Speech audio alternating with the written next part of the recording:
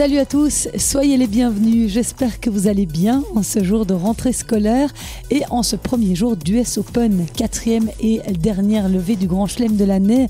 Comme le temps file, en tout cas, on va se mettre à l'heure américaine durant les 40 prochaines minutes puisque j'ai enregistré ce podcast dimanche soir en compagnie de mon acolyte, de mon fidèle partenaire de podcast, Philippe Dehaze, qui est à New York depuis une dizaine de jours.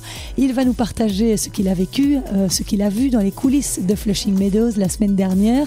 On reviendra ensemble sur les matchs des Belges durant ces qualifs. Je vous rappelle que 4 joueuses se trouvent dans le tableau final, qu'aucun messieurs sur les 5 en lice n'y est parvenu malheureusement. On se penchera aussi avec Philippe sur les tableaux masculins et féminins de cette US Open 2023. Quel parcours attend les favoris? Je vous remercie en tout cas de nous avoir rejoints. Si vous appréciez ce podcast, ce serait super sympa d'aller lui laisser quelques étoiles sur Spotify, Apple Podcast, Google Podcast ou de laisser un commentaire sur les réseaux sociaux. C'est toujours un vrai plaisir de vous lire et puis ça m'encourage à continuer à essayer de vous apporter la meilleure info possible. Je vous laisse découvrir cet épisode. Bonne écoute. Silence s'il vous plaît, les joueurs sont prêts.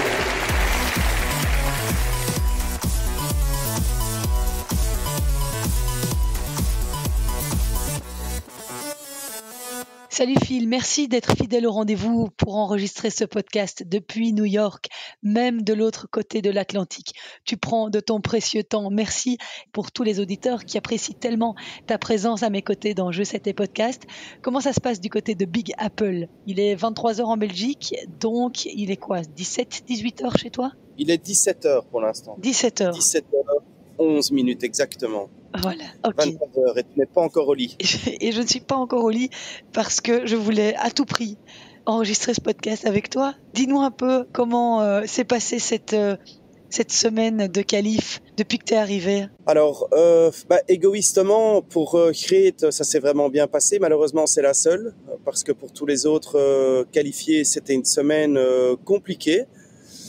Après, on connaît la difficulté des qualifs de Grand Chelem. Donc, s'il y avait beaucoup d'ambiance et beaucoup d'excitation, je dirais, au sein de la délégation belge en début de semaine, on va éplucher un tout petit peu les résultats. En fin de semaine, c'était quand même vraiment moins glorieux, surtout qu'il y en a 2 qui sont passés tout proche de se qualifier.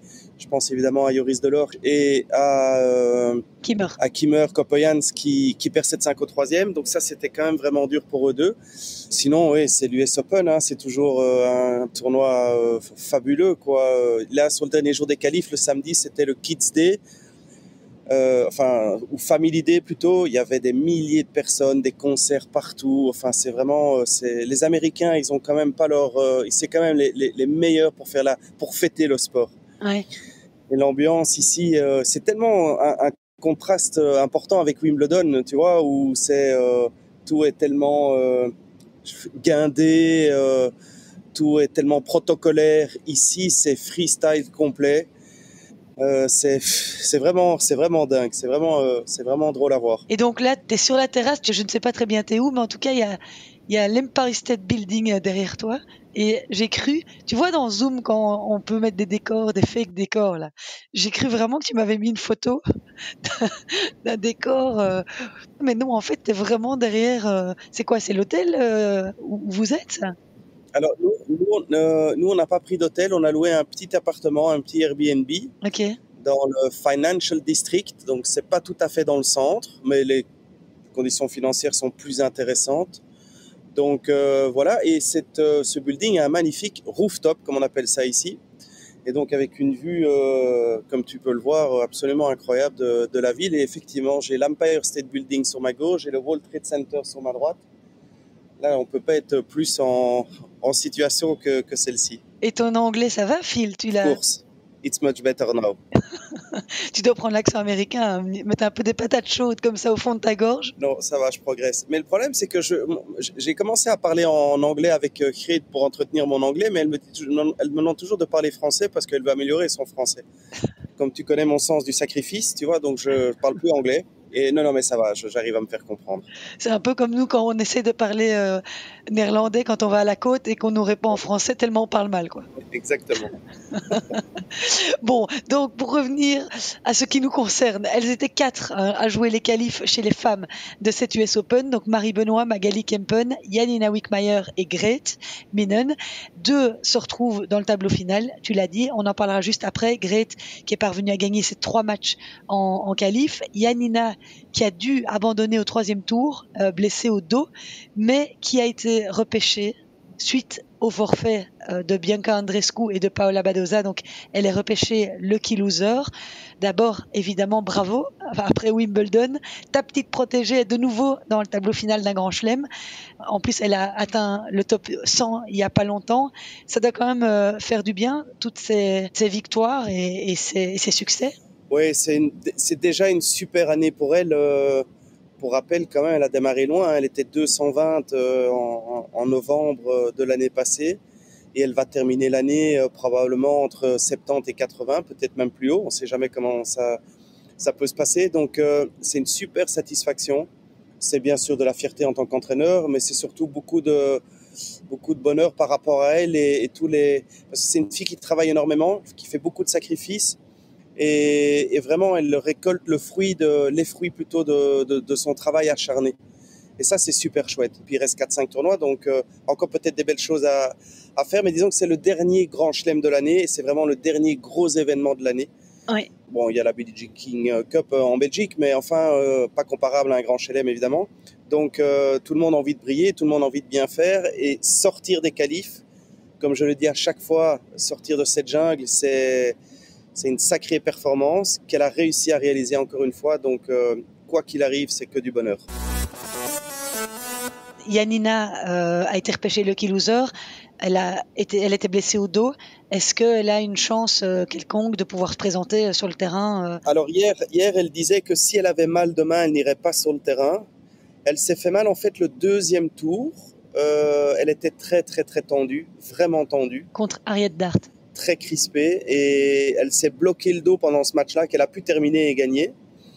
Et puis elle a eu un jour de récup, insuffisant, et dès le 2e jeu contre Vicky, l'américaine, elle s'est bloqué le dos et malheureusement c'était vraiment dur à voir. Elle n'a pas su terminer, elle a beaucoup pleuré, mais beaucoup d'émotions. Et donc, quelque part, les petits anges du tennis sont quand même revenus à la charge et lui permettent, grâce à, je pense, 2 ou 3 lucky losers de revenir dans le tableau. En plus, elle a un tour qui est quand même pas mauvais non plus. Elle va jouer Zvonareva. Oui, Vera Zvonareva, 38 ans, ex-numéro 2 mondial, qui revient aussi après avoir donné naissance. C'est pas un mauvais tour si elle est à 100% physiquement. Si elle n'est pas à 100%, ça restera compliqué. Donc, il faut croiser les doigts. Aujourd'hui, elle était aux soins toute la journée. Elle a tapé 30 minutes juste avec Gérald, histoire d'un peu toucher la balle. Et puis, il faut croiser les doigts pour que ça aille mieux. Gérald Moretti, hein. Et il y a des gens sur place, des kinés, des ostéos, ou bien vous avez des Belges qui sont là, que vous pouvez partager, ou ça se passe comment? Non, alors ça c'était justement un sujet de discussion entre Janina et Grete, parce qu'elles s'entendent très bien et comme tu le sais, elles jouent en double ensemble. Elles ont un objectif aussi de faire les Jeux Olympiques ensemble. Et donc ce sujet est arrivé à un moment donné sur la table de peut-être partager un kiné. Alors les têtes de série, ceux qui sont forts, voyage évidemment toujours avec un staff médical, en tous les cas au moins un physio ou un préparateur physique qui peut travailler aussi sur toute la prévention. Mais au niveau où se trouvent Janina et Grete, elles engagent un coach. C'est compliqué d'aller engager encore une autre personne parce que tout simplement les coûts sont trop importants. Donc il y a sur place tout ce qu'il faut. Il y a bien sûr des médecins. Il y a moyen de faire des échographies sur place, etc. Enfin, les premiers soins peuvent être donnés ici. Il y a des kinés, il y a des ostéos. Et donc, il y a tout ce qu'il faut pour pouvoir quand même bien encadrer les athlètes blessés. Ouais. Dans les Belges qui n'ont malheureusement pas été admises dans le tableau final au même titre que Grete et que Janina, il y a Marie Benoît, 28 ans, 244e mondiale, qui a été battue 4-6, 6-7 par la japonaise Sakatsume, 195e à la WTA. C'est la 2e fois que Marie participait au qualif de l'US Open. La première fois, c'était en 2021 et elle avait aussi été sortie au premier tour. Magali Kempen, 228e à la WTA, elle s'est inclinée de justesse, 6-4, 4-6, 4-6, après avoir bien résisté pendant 2 heures à la 114e joueuse mondiale, l'Espagnole Aliona Bolsova. Est-ce que c'était pas sa première participation au qualif de l'US Open à Magali? Alors, l'anecdote, c'est que je me suis retrouvé à côté d'elle dans l'avion pour venir. Et donc, quand elle a quitté Bruxelles, elle n'était pas dans le tableau. Donc, elle était alternate. Donc, ça veut dire qu'elle avait une chance de ne pas jouer. Et puis, il y a quelqu'un qui s'est retiré dans le tableau des qualifs. Et donc, c'était la dernière rentrante. Elle est venue parce qu'elle était première alternate et elle a bien fait de le faire parce que voilà, elle a pu rentrer. Et quoi qu'il arrive, elle prenait une semaine de vacances à New York. Donc, effectivement, c'était sa première participation. C'est comme ça que j'ai appris qu'elle n'était jamais venue. Ok. Elle n'est pas passée très loin. Elle a eu quand même beaucoup d'occasions dans ce match, mais elle a une saison compliquée, hein, Magali. On voit le nombre de matchs où elle perd comme ça 6-4 au troisième, ou chaque fois serré. Toutes les occasions, elle arrive, fait une petite crise de confiance dans les moments importants, pour le moment. Et il faudra qu'elle règle ça parce qu'elle a un tennis fantastique. Hein. Franchement, pour moi, elle a tout à fait le potentiel de monter dans les 100 si elle arrive à régler un peu ses petits soucis de confiance. Oui, parce qu'on la connaît pas très bien en Belgique, Magali Kempen. Non, elle a un parcours un peu différent aussi. Elle a toujours été volée sous les radars, alors que dans les catégories jeunes, elle était toujours la meilleure ou parmi les meilleures. Et puis, elle a eu du mal sur le circuit professionnel à sortir. Pour ces raisons-là, je pense, parce que mentalement, c'est difficile pour elle. Mais physiquement, elle est impressionnante. Et puis, elle a des frappes... franchement, elle a un magnifique tennis. Mais on sait que le tennis, il n'y a pas que ça. Hein. C'est un sport mental, le tennis. Donc, j'espère qu'elle va régler ses petits soucis. C'est tout à fait possible. Et alors, elle aura franchement quelques belles années devant elle. Et elle est toujours coachée par Laurence Courtois ? Je pense que c'est terminé. D'accord. Laurence n'était pas là et je pense que c'est fini, leur relation. Ouais. Ok. Et tu parlais de l'aspect mental. Qui peut l'aider ? À ce moment-là, on se tourne vers des gens en Belgique ou on travaille avec des coachs étrangers ? Je suppose qu'elle a dû aborder la question à un moment donné. Alors, j'en ai jamais parlé avec elle, mais il y a énormément de compétences en Belgique, hein, honnêtement, que ce soit tennistique, psychologique et au niveau médical aussi. On est armé pour répondre à ce type de demande. Il faut trouver une personne de confiance avec qui elle se sent bien. C'est un vrai sujet, hein, la préparation mentale chez le joueur de tennis. Alors, est-ce que ça doit être l'entraîneur qui passe plus de temps avec le joueur, qui doit se charger d'amener des outils pendant les entraînements et pendant les matchs, ou c'est quelqu'un qui doit venir de l'extérieur ? Moi, personnellement, je suis intimement convaincu que c'est sur le terrain que ça se passe, qu'il faut pendant les entraînements amener à faire ce que moi j'appelle des entraînements situationnels globaux. Ça veut dire que dans chaque situation, on travaille le physique, on travaille le mental, on travaille la tactique et on travaille la technique, et de ne pas isoler les différents éléments pour ne pas se retrouver, par exemple, dans une situation, imaginons, où elle perd le match pour des raisons de stress ou de surplus d'émotions ou que sais-je, qu'elle rentre en Belgique et qu'elle en parle 2 semaines après avec un préparateur mental. On est hors contexte, on est hors situation, on est loin de l'événement. Et je pense que l'impact est pour moi moins important. Enfin, c'est ma façon de voir les choses. Hein. Peut-être je me trompe, évidemment. Voilà, chacun y va. Je sais qu'il y a quelqu'un qui était là pour Marie Benoît, une dame qui travaille avec elle. Bon, voilà, chacun essaie de s'en sortir comme il peut. Ce maudit volet mental qui revêt tellement d'importance, surtout au plus il y a de l'enjeu, comme c'est le cas en Grand Chelem. Oui, parce qu'il faut toujours travailler l'enjeu. Le tennis, c'est toujours une question d'enjeu. Et souvent, on a des séances d'entraînement où on fait des gammes, où on répète des choses, mais on oublie l'enjeu. On ne travaille pas la frustration, on ne travaille pas le contexte du match, en fait. Et donc, moi, je pense que ça, c'est une erreur. Et il faut arriver dans les entraînements à venir mettre d'une façon ou d'une autre de l'enjeu et travailler cet aspect-là, parce que c'est de ça qu'il s'agit ici. Kriet est au 3e tour, elle fait son plus mauvais match, même si on travaille à fond dessus, etc. Mais émotionnellement, dans le 2e set, elle est quand même rattrapée par l'enjeu. Et l'enjeu, il est important. Hein. Il y a beaucoup d'argent à gagner quand même, il y a beaucoup de points. Et donc, oui, parce qu'elle est dans le 2e set, elle perd le 2e set contre une joueuse modestement classée par rapport à elle et qui est invitée par les organisateurs, donc où elle doit être au-dessus. Et là, elle se crispe un peu, c'est ça ? Oui, complètement. Elle se crispe, elle se tend, elle s'énerve, elle discute le plan tactique alors qu'il était bon, elle remet tout en question. Mais c'est ce que j'appelle les turbulences, heureusement, n'ont pas duré trop longtemps. Donc, elle a perdu le 2e et c'est pas grave du tout. Et puis, il y a eu un toilet break était 2 filles, il faisait très très chaud, et ce toilet break était très très long, et je pense que ça lui permet de faire un reset quand même de la tête, et puis elle a très bien débuté, elle s'est calmée, elle a commencé à bien servir, et puis elle gagne 6-3 sans trop de problèmes le 3e set, mais pour le même prix, elle peut passer à la trappe, pas parce qu'elle est moins forte tennistiquement. Et on en revient sur l'enjeu, quoi. Moi, il y a une phrase que je répète toujours, je l'ai répété plusieurs fois à Steve Darcy, il rigolait avec ça et il me la répétait tous les jours, mais il ne faut pas que l'enjeu soit plus fort que le jeu. Il faut que le jeu reste toujours au-dessus de l'enjeu. Mais c'est difficile parce que quand tu vas mettre quelqu'un comme ça en 3e tour d'un grand chelem et lui dire d'aller jouer, entre guillemets, il va te dire « Ok, t'es bien gentil, toi, jouer, mais t'as vu ce que j'ai à gagner ?» Et donc, bah oui, je comprends, mais quand bien même, si le jeu reste plus important que l'enjeu, on arrive à rester dans le processus, en fait. Ouais. Tu vois ce que je veux dire? Ben oui, tout à fait. Et ce toilet break dont tu parlais, c'est intéressant parce que finalement, ça lui a permis de se recentrer. Elle t'a parlé de ce qu'elle avait fait pendant ce moment-là? Alors, elle a une routine. On travaille dessus quand on fait de la visualisation. Elle a une encre, notamment. Là, elle a un bracelet sur elle. Et donc, c'est de l'ancrage, en fait. C'est revenir ici et maintenant par la respiration, parce qu'elle associe cet objet à de la confiance, du calme. Et donc, reprendre conscience de sa respiration, revenir ici et maintenant, utiliser l'objet qu'elle a, qui lui permet de revenir dans l'instant présent. Et je pense que ça a permis de se calmer un tout petit peu et de repartir sur des bonnes bases.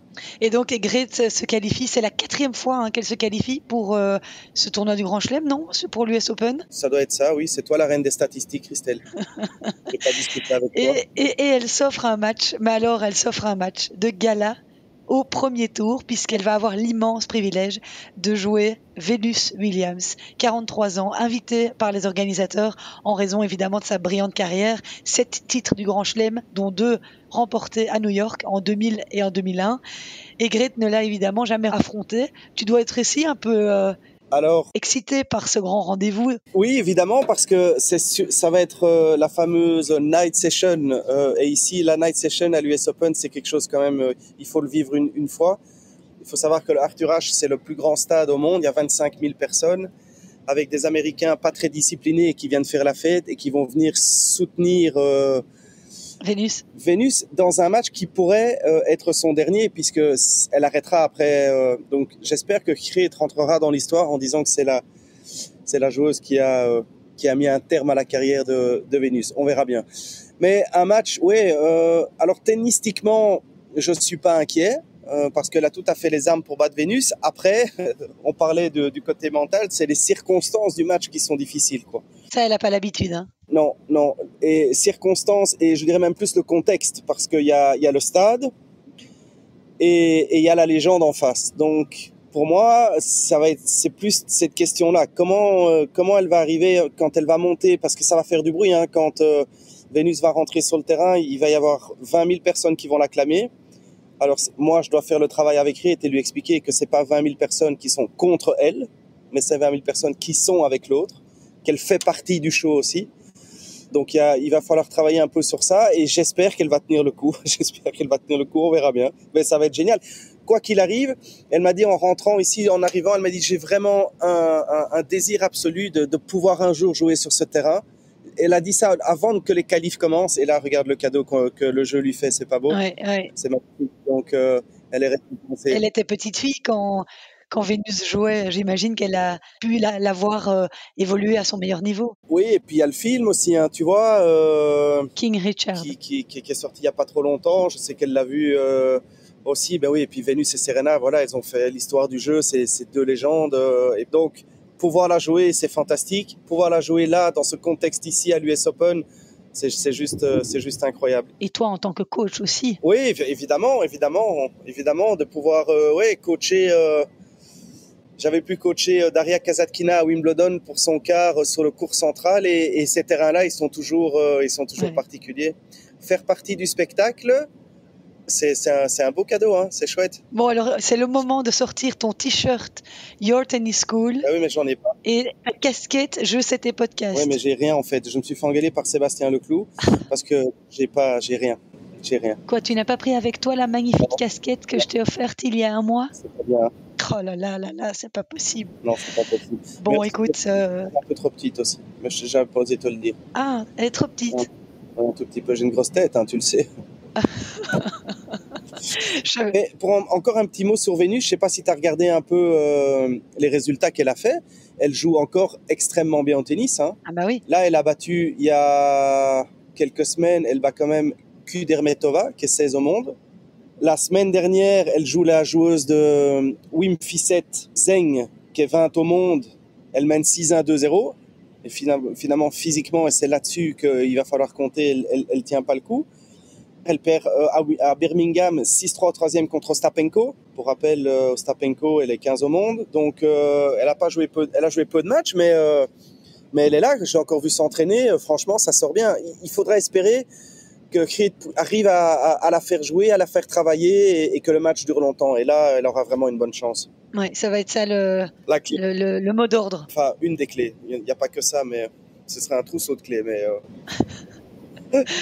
Bon, bah écoute, ça sera chouette en tout cas. Je me lèverai. Je ne sais pas à quelle heure elle joue. Bah mais non, c'est night session, donc ça veut dire que ce sera, oui, pleine nuit. Ouais, 1h du matin pour toi. Oh, ça va ça. On va prendre un petit Red Bull et c'est parti quoi. Pour ce qui est des deux autres Belges, on va aussi connaître l'histoire avec Marina qui joue son dernier US Open. Marina qui va jouer contre Aryna Sabalenka, vainqueur de l'Australian Open en janvier. C'est quand même fou, le hasard, parce que Marina, pour son dernier match, qui joue une joueuse bélarusse, je ne sais pas si on peut dire que c'est symbolique, significatif, mais en tout cas, qu'est-ce que tu penses de ce tirage, toi ? Il y a beaucoup de symboles parce que on a pas mal parlé ici, et puis dans un premier temps, elle était un peu parce que Marina déteste les grands terrains et elle déteste le monde. Donc Marina, elle était un peu la première réaction, elle n'était pas super positive, mais après moi je trouve que de nouveau c'est quelque part le jeu lui rend hommage. Elle va jouer sur un gros terrain, la numéro 2 au monde. S'il faut perdre, c'est là que ça se passe. Si c'est pour se retrouver sur le terrain 17 contre Zhang, tu vois, devant 3 pelés et 6 tondus, il se passera rien, quoi. Donc au moins elle va pouvoir, si elle sortir par la grande porte. Donc ça c'est bien. Après, elle a décidé de ne pas serrer la main de son adversaire, et ça c'est annoncé pendant l'échauffement, avant que le match commence, pour les raisons qu'on connaît. Voilà. Même si c'est son dernier match et qu'elle aura peut-être de l'émotion et que humainement, peut-être que Sabalenka aura envie de la congratuler ou de l'aider, elle n'aura pas envie d'accepter ça, quoi. Écoute, je vais reprendre ces mots. Elle m'a dit, si je fais ça, j'aurai le sentiment de cracher au visage des Ukrainiens. Voilà exactement les mots qu'elle a utilisés, qui sont des mots forts. Donc, il y aura des émotions, mais elle n'aura certainement pas envie de les partager avec Sabalenka, qui a mis, d'après Marina, de nouveau, ce sont ces mots, un peu trop de temps avant de se positionner par rapport à ce conflit. Et donc voilà, c'est son choix. Moi, je dis toujours j'aurais toujours aimé que le sport reste un peu au-dessus de toutes les considérations politiques, mais c'est pas le cas ici. Et voilà, il faut respecter son choix. Et j'espère que ça ne va pas gâcher sa fête, en tous les cas. Ouais. Et il y a encore eu il y a pas longtemps la géopolitique qui s'est invitée sur le circuit WTA parce que Vera Zvonareva, qui devait jouer à Varsovie récemment, a tout simplement été pas acceptée. Elle n'a pas pu passer la frontière polonaise. Vera Zvonareva, la russe. Donc ça continue quand même d'entacher un petit peu le circuit, et c'est bien dommage. C'est bien dommage, ouais. Ouais. Et Marina, elle est dans quel état d'esprit là, ça y est, ce sont ses dernières heures. Elle est dans quel état d'esprit ? Elle est plutôt tranquille. Je pense qu'il y aura moins d'émotions qu'à Roland. Elle a vraiment déposé son sac là à Roland.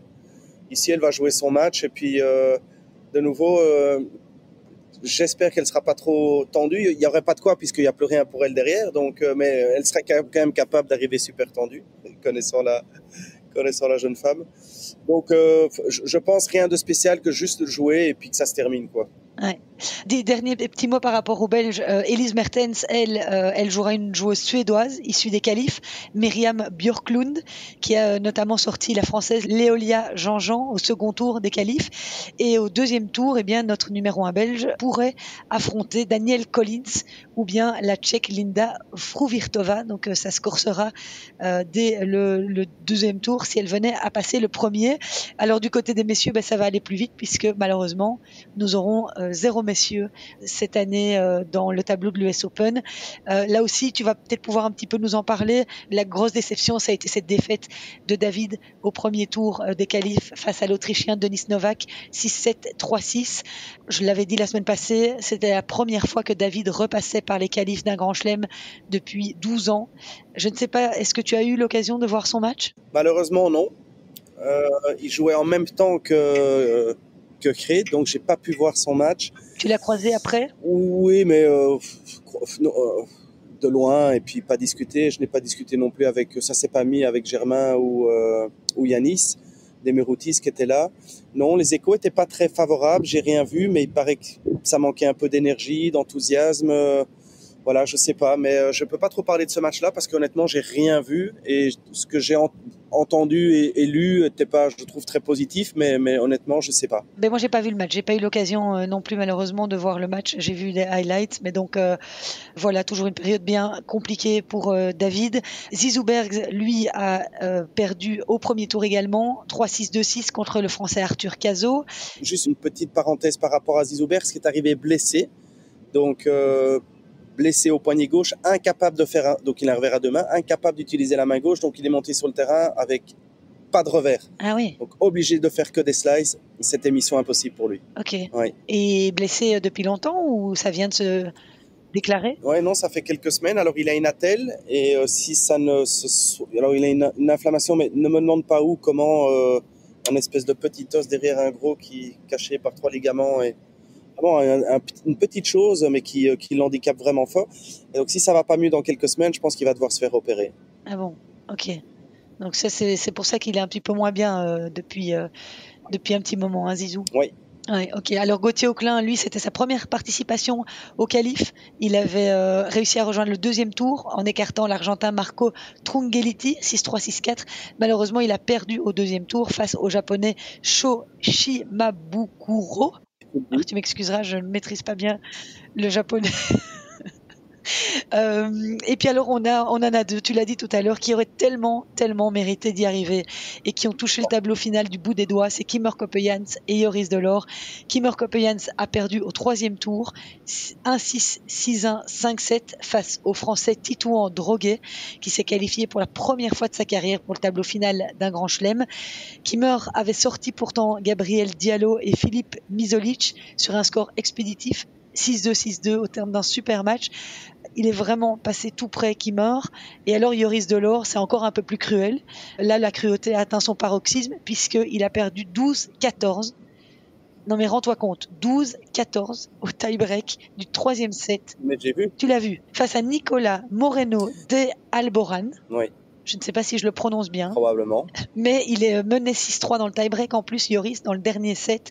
Dans le dernier set, il mène 5-0 dans le tie-break. Et puis 6-3. Et puis à 8-7 pour lui, il a un coup droit, il est à 2 mètres du filet, c'est inratable mais il le rate, puis après ça il fait une double faute, donc là quand il aurait dû faire la différence, il s'est vraiment troué, quoi. Vraiment.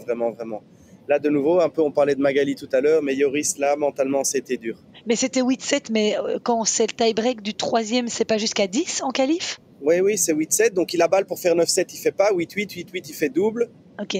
Balle de match pour l'autre, il sauve. 9-9, et puis après, pop. Mais je crois qu'il a une ou deux balles de match, je sais plus maintenant. Il a 2 balles de match. Mais ça, c'est vraiment cruel, hein, parce que c'est presque à une frappe, quoi, tu vois. À une frappe, il passe à côté. Et il avait sorti au deuxième tour Maxime Cressy, qui est un excellent service volleyeur. Donc il avait aussi fait le match de sa vie là en gagnant en 3-7. Donc beaucoup de regrets pour Joris Delors et Kimmer Coppejans. Et c'est sur cette triste note que je vais clôturer le chapitre belge de cette émission pré-US Open. On va maintenant parler des favoris du grand tableau. Donc, chez les femmes, lundi va se jouer le haut du tableau féminin et le bas du tableau masculin. Donc, chez les femmes, on retrouvera sur les cours lundi soir heure belge Swiatek, Sakkari, Coco Gauff, Elena Rybakina, Victoria Azarenka ou encore Elise Mertens. Iga Swiatek, tenante du titre, et Elena Rybakina, 4e mondiale, pourraient donc se jouer en demi-finale. La numéro 1 mondiale, Swiatek, jouera son premier tour contre la Suédoise Rebecca Peterson. Alors attention dans cette partie de tableau-là à Coco Gauff. Elle est en pleine forme. Elle pourrait rencontrer Swiatek en quart de finale. Je rappelle que l'américaine de 19 ans vient de remporter le tournoi de Cincinnati en battant la numéro 1 mondiale en demi-finale, qu'elle n'avait jamais battue auparavant. Et 2 semaines plus tôt, Coco Gauff a remporté le tournoi de Washington sans perdre le moindre set et en ayant battu 3 top 20 sur sa route. Donc elle est en pleine confiance, Coco Gauff, et devant son public, ça pourrait faire très mal. Ouais, elle a 19 ans, elle est déjà 6 au monde, mais tout le monde parle d'elle ici comme évidemment une potentielle gagnante. Après, évidemment, la pression est énorme sur ses épaules. Elle attire toutes les lumières, toute l'attention avec le bon résultat qu'elle vient de faire à Cincinnati, comme tu l'as dit. C'est une favorite en plus avec Iga Swiatek, avec Sabalenka, avec Rybakina, avec Ons Jabeur. Il y a 5-6 filles qui se détachent quand même un tout petit peu. Attention à Mukova aussi, franchement, qui joue incroyablement bien sur toutes les surfaces. Elle est capable elle l'a fait à Roland, elle était en finale. Donc c'est ouvert et je pense que Coco Gauff, elle va prendre de plus en plus, tu vois, moi j'ai les 4-5 que je cite à chaque fois, mais Coco Gauff, elle peut commencer à rentrer dans la danse à mon avis aussi. Mais par contre, Coco Gauff, elle n'a pas un tableau très facile. Au premier tour, elle va rencontrer Laura Siegemund, oui, issue des qualifs, donc qui a quelques matchs dans les pattes. Et au deuxième tour, elle rencontrera Mira Andreeva. Ouais. Elle s'était jouée d'ailleurs à Roland-Garros. Ouais, j'avais vu le match, elle avait fait un premier set fabuleux. Qui ? Andreeva, qu'elle avait perdu 7-6. Et après, elle a un peu bradé, l'attitude n'était pas bonne.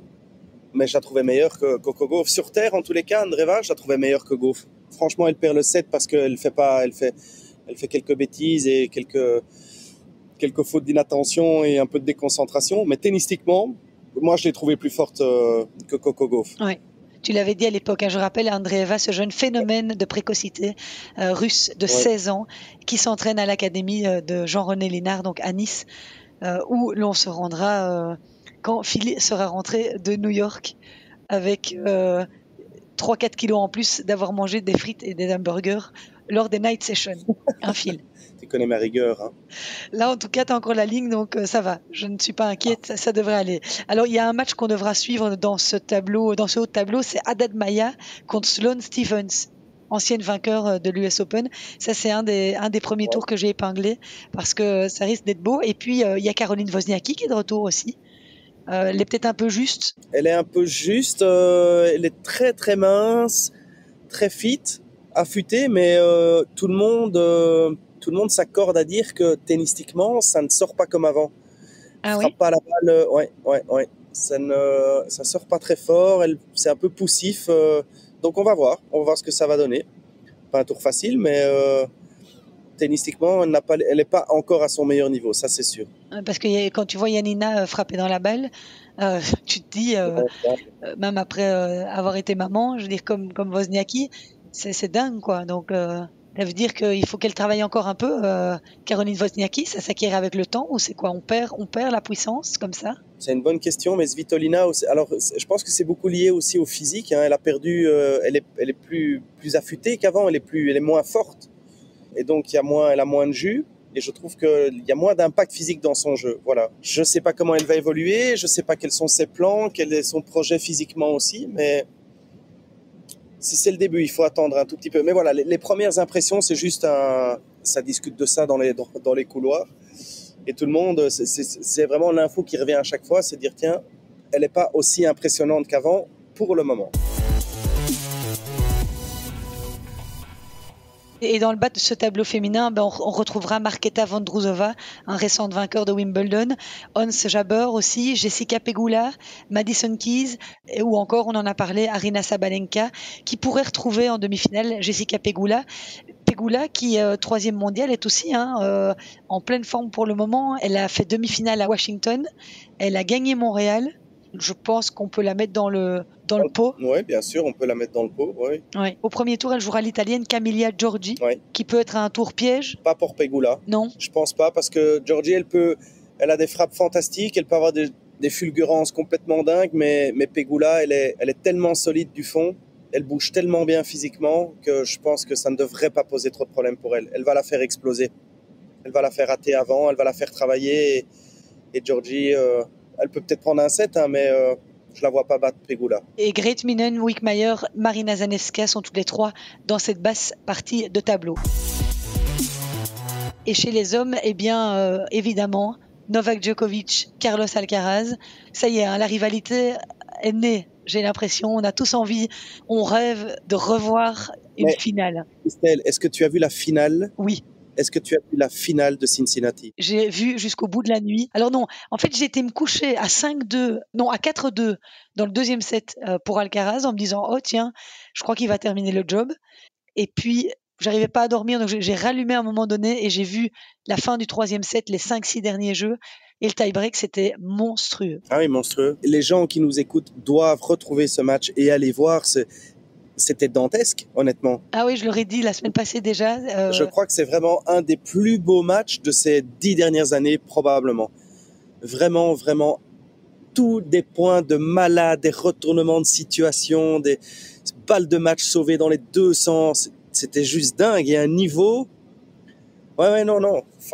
Alors, ils ont joué 3-7 et ils ont joué presque 3h30. Oui, hein? 3h39. Imagine ça en 5-7. Oui, on a tous envie de le voir, hein, t'es d'accord ? Oui. Après, il va falloir... Il y a des mecs à battre. Hein. Il y a des mecs à battre, mais il y en a plus dans le tableau d'Alcaraz. Ouais. Je ne sais pas si tu as regardé le tableau. Dans le tableau d'Alcaraz, il y a Medvedev, Hurkacz, Rublev et Sinner. Sinner, ouais, qui est bien hein, aussi, hein, qui a gagné Toronto. Oui. Enfin, qui était vraiment, vraiment impressionnant. J'avais vu la finale aussi, je trouvais... attention à Sinner. Yannick Sinner qui a déjà signé 4 quarts de finale en Grand Chelem, dont un à New York l'an dernier contre Alcaraz, mais il n'a atteint qu'une seule fois de sa carrière les demi-finales d'un tournoi majeur. C'était à Wimbledon d'ailleurs cette année. Non, mais il vient de gagner son premier Masters 1000 et ça, c'est quelque chose, quoi. J'espère que ça peut être une bonne rampe de lancement parce que moi je trouve qu'il manque dans les derniers carrés pour l'instant. Mais il est jeune aussi, hein. C'est vrai, il est tout jeune. Mais enfin bon, quand tu vois Rune, Alcaraz. Oui, mais Rune, il n'a pas la maturité d'un Sinner quand même. Non. Rune, il peut faire vraiment tout et n'importe quoi. Yannick Sinner, il a 22 ans, il est 6 au monde. Ouais, non, moi je le trouve beaucoup plus fort que Rune. Par contre, Rune, il a déjà battu Djoko, notamment l'année passée à Paris et au Masters de Rome. Donc c'est un de ceux qui parvient à le bousculer. Donc il a un tableau de rêve, Novak Djokovic, quand tu regardes. Mais bon, celui qui pourrait un petit peu peut-être l'ennuyer s'il arrive jusque-là, c'est Holger Rune. Et alors dans cette partie de tableau, il y a aussi Tsitsipas qui a hérité de Milos Raonic au premier tour. Oui, ça va être drôle ça. Oui, je crois qu'il n'aime pas trop jouer contre Milos Raonic, Tsitsipas. Mais il n'y a pas de jeu, il fait que servir. Ça doit être très compliqué. Enfin, j'exagère un peu. Il sert et il met il a un coup droit qui est surpuissant, mais t'as pas de jeu en fait, tu vois. Oui. Et alors, il faudra se méfier aussi de Zverev, qui est de retour au premier plan. Il a gagné à Hambourg chez lui, là, fin juillet, demi-finaliste à Cincinnati, désormais 12e joueur mondial. Et il court toujours après sa première victoire en Grand Chelem, Sacha Zverev, lui qui a été finaliste de l'US Open en 2020. Et alors, Zverev, il est dans la partie de tableau de qui ? Est-ce que tu as vu ça ? Est-ce que tu connais ça par cœur, par hasard ? Est-ce que tu as le tableau ? Non. J'imagine. Je réponds à ta place. Hein. Et ben écoute, il pourrait rencontrer Alcaraz en quart de finale, si je vois bien. Okay. Et n'oublions pas évidemment ceux qui pourraient jouer les troubles fêtes, à commencer par le numéro 3 mondial, Daniil Medvedev, numéro 3 derrière le duo Alcaraz et Djokovic, vainqueur à New York en 2021 et qui aborde son tournoi majeur préféré en tant qu'outsider, tout comme Casper Ruud, hein, qui est un petit peu moins bien pour l'instant, mais il a quand même déjà disputé 3 finales en Grand Chelem. Donc il faut toujours se méfier du Norvégien qui pourrait se dresser sur la route de Novak Djokovic en demi-finale. Voilà pour une première analyse de ce tableau masculin de l'US Open. Pour toi, la journée se termine là maintenant, on est dimanche. Comment ça se présente une journée en Grand Chelem comme ça, une journée type ? Comment est-ce que vous vivez ça quand vous êtes sur place ? Vous vous levez tôt ? Tu peux nous expliquer un peu ta routine en général ? Alors on se lève tôt, surtout en début de semaine parce que le décalage horaire, il faut le digérer. Alors concrètement, pour Grete qui va jouer Vénus, ça va se passer comment ? Donc demain, j'ai demandé d'avoir un entraînement sur l'Arthur Ashe mais tu peux pas faire ce que tu veux et tu peux pas choisir les horaires que tu veux. Donc là, le seul créneau qu'on a, c'est de 9 à 10. Donc je l'ai pris et elle s'entraînera avec Marina d'ailleurs, Marina Zanevska. Ça, c'est de 9 à 10. Et puis on fera qu'une seule séance. Elle a joué beaucoup de matchs, elle est bien, elle joue bien, donc il faut économiser de l'énergie. Et l'après-midi, on fera un travail vidéo parce que j'aime bien qu'elle s'inspire d'Ashley Barty. Parce que je trouve qu'Ashley Barty était un grand stratège qui a gagné beaucoup de matchs, qui était numéro 1 mondial, mais qui a surtout toujours trouvé des solutions contre des filles qui étaient plus puissantes qu'elle. Donc on va faire un peu de vidéo, on va faire un peu de visualisation et puis ça s'arrêtera là. Alors sinon ça dépend. Donc en Grand Chelem tu joues un jour sur 2. Donc en général ton jour de récup c'est plus un jour où soit tu récupères ou tu fais un petit travail spécifique ou tu fais quelques points, mais en général c'est pas là que ça se joue quoi. Si tu arrives tu dois être préparé et c'est en amont que les choses doivent être faites pour être performant. Ici sur place tu peux pas récupérer le retard s'il y en a donc voilà, tu t'entraînes un peu, tu fais un peu de physique. Chacun a son propre rythme, chacun a ses habitudes. Yanina a besoin de jouer plus, par exemple. Kirit n'a pas spécialement besoin de jouer plus. Mais moi, j'essaye de... C'est pas parce qu'elle ne s'entraîne pas sur le terrain qu'on ne fait rien en dehors du terrain. Le travail mental, on en parlait tout à l'heure, il se fait en dehors. Le travail tactique, tu vois, sur des analyses vidéo, c'est des moyens qui sont intéressants pour remplir la journée. Et pour la construire aussi en tant que joueuse. Donc ce sera la journée de demain, elle tournera autour de ça. Et c'est généralement un peu comme ça, vous allez vous coucher tôt, vous allez manger ensemble le soir? Oui, on mange toujours avec Yanina, Gérald Moretti, Yanina avec sa famille, avec son mari et sa petite fille.